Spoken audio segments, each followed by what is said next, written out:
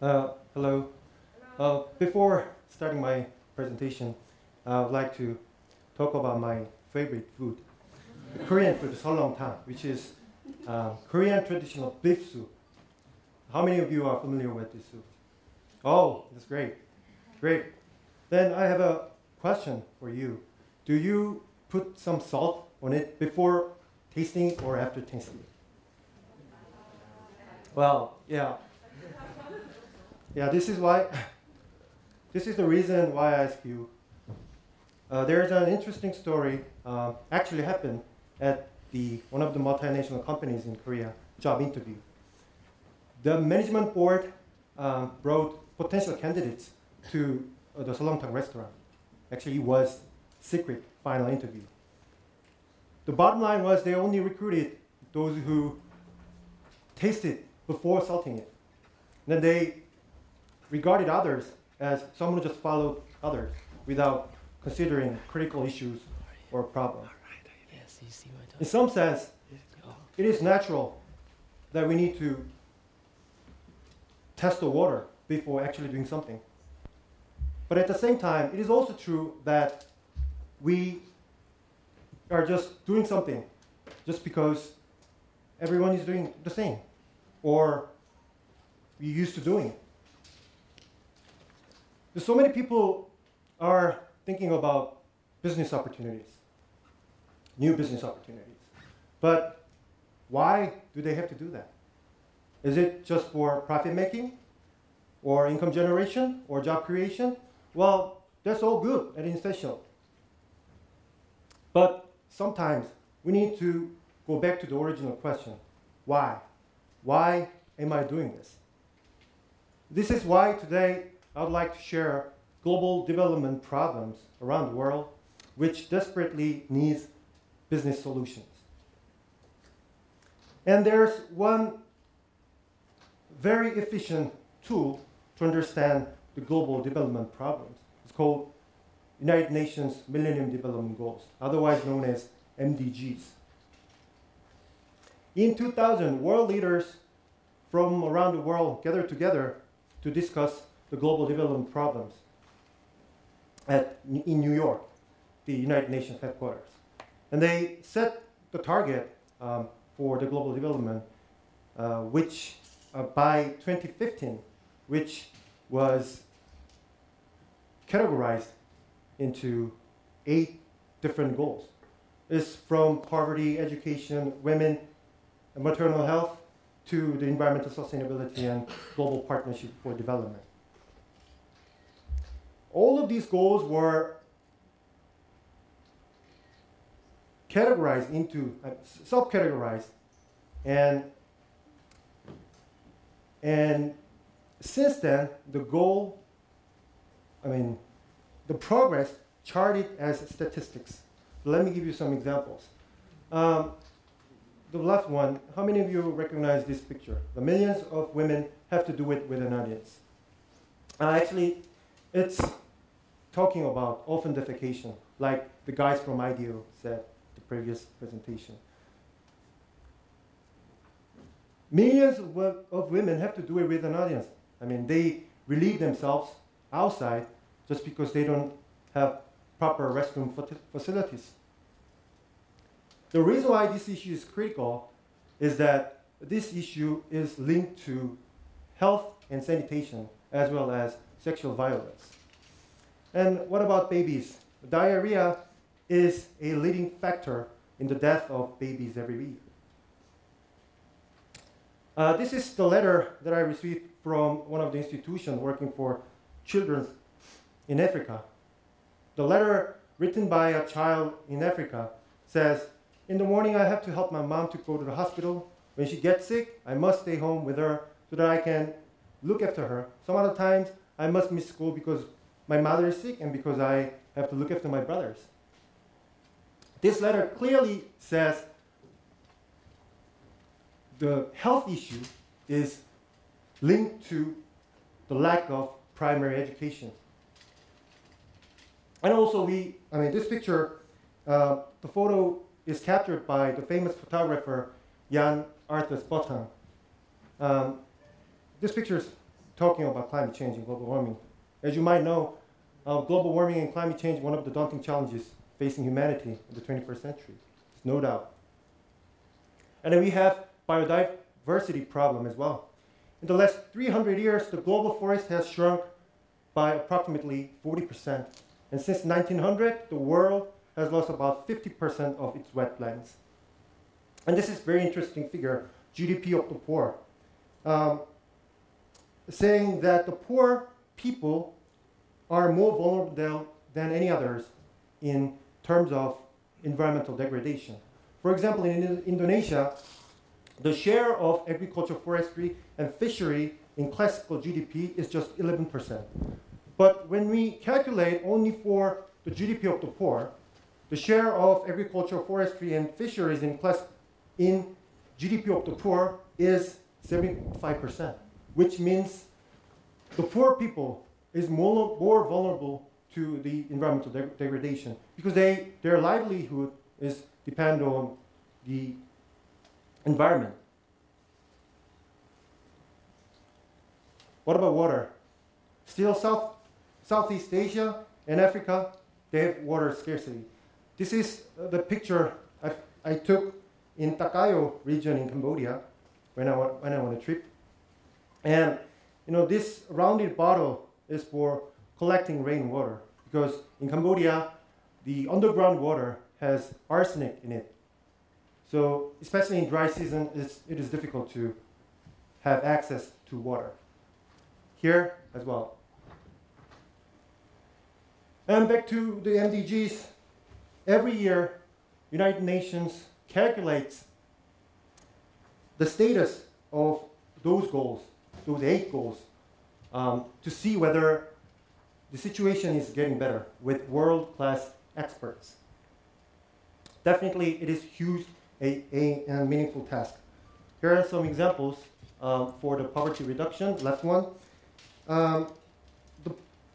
The proportion of people living on less than $1.25 a day from 1919 to 2005. Actually, the number is decreasing. For example, in sub-Saharan Africa, 1990 was 58%, and 2005, 51%. So we tend to think that if number is decreasing, we tend to think that we are on the right track. But still, 51% of the people in sub-Saharan Africa live under extreme poverty. That's the key. That's the same goes for other goals. That's the pitfall of statistics. So we need to carefully see what's going on there when we analyze downwards trend of the MDG report. The truth behind the statistics.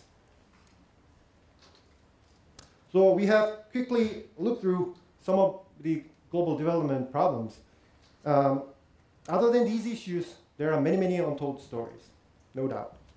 So now, what do we have to do? Of course, we need to expand official development aid from government and charity work from church, volunteer activities. But I think the most viable option for those people in need is a business with innovation. The Philip Kotler, a marketing guru, once said that market 1.0 focused on product, 2.0 for customers, and market 3.0 will be dependent on human spirit. In other words, businesses that care about humanity, or businesses finding opportunities in MDGs will be most successful in the near future. How many of you recognize this picture? This is called QDrum. Yeah, the rollable water container for developing countries. Millions of people, especially women and children in rural Africa, live kilometers away from reliable source of clean water.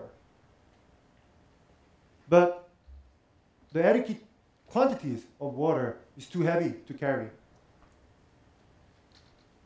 So many people with debilitating back, neck, spinal injuries are a result of women and children carrying heavy loads of water on their heads. So rolling the water in a cylindrical container eases their burden. innovation doesn't need to be with high technology or cutting-edge design. It can be with low technology, with high concept, as long as it fits the locals' need. I'll give you some other examples how businesses care about these issues. This is Cambodia. Millions, according to the World Bank statistics, only 6% of rural population in Cambodia have access to electricity. So they heavily depend on firewood for cooking. But it relates to the issue of deforestation and indoor pollution. So actually, this is the project of the institution where I'm currently working for. So we proposed to apply the solar cooker in the local environment. So we did our best to localize. I mean, we try to persuade them to use it and then see what's happening. And for the first year, we produced 20 solar cookers, and it turned out a big success. I mean, many people were happy about it. Yeah. Actually, it did work. But the problem is it's $150 per unit. It's impossible to afford it for local people. So we're thinking about other options. And we are trying to let them know how to make it, and then we share technology. Now our final goal is to create a micro-enterprise there with the people. This is the failure case in Thailand. You know, solar panel is placed in the shaded area and or used as blackboard. You know what? So how education is important. And the second case is Table for Two. It's Japanese social enterprise. Their catchphrase is order one, feed two, and help the world eat better. It's very simple.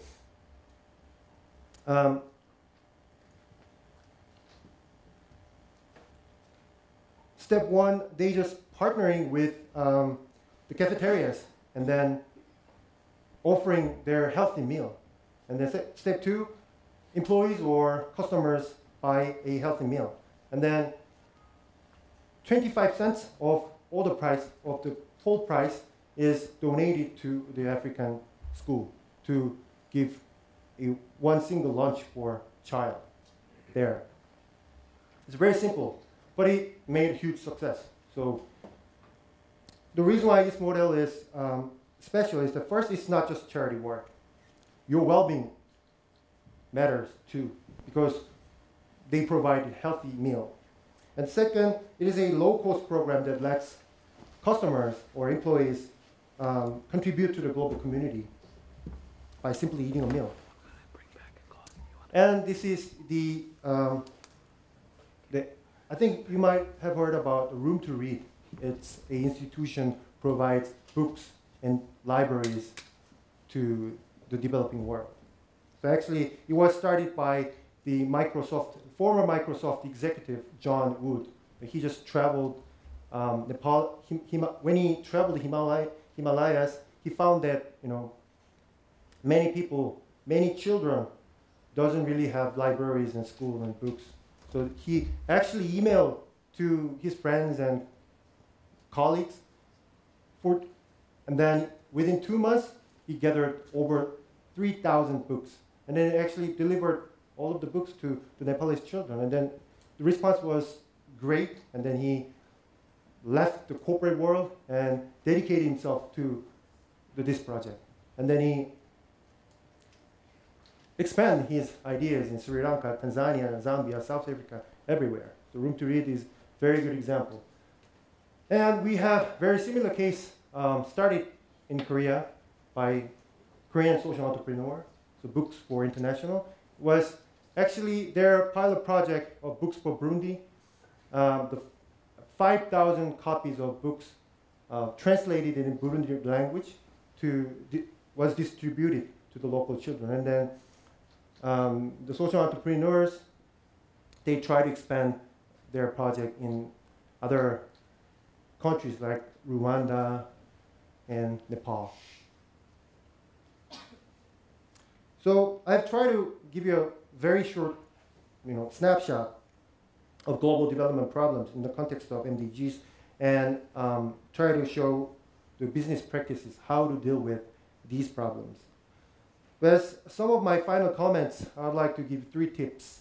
First, it's business. Even if it's business for the good purpose, it should be well managed with smart and innovative business thinking. The John Wood and Masa Gogure from Table for Two, they all have they use their skills acquired from their experiences in private sector. Like McKinsey and Company for Masa Gogure, the John Wood for Microsoft. It's business. And second, there are untapped entrepreneurial opportunities in developing countries. So only if you are interested in solving problems with your idea and you have a little bit of courage, you have huge entrepreneurial opportunities ahead. And third, you are ready with a plan and passion, but you have to be with local partners, local people. Without local people, it's not going to be sustainable. So back to the first picture. So I don't really care about how much salt you need to finish this soup. The point is whether you really want salt or not before tasting. So applying this analogy to businesses, the key point is to see whether our businesses are on the right track.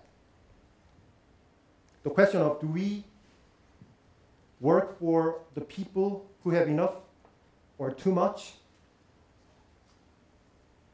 There are many people in Africa, in Southeast Asia, in Latin America, waiting for your idea, waiting for your help.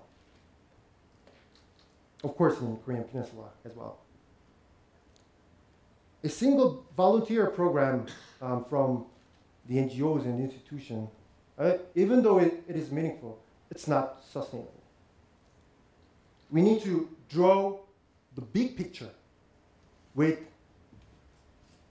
detailed business plan and funds and in your idea to make the business sustainable. I think that's why we gather together here to think about changes for the people in need. Thank you.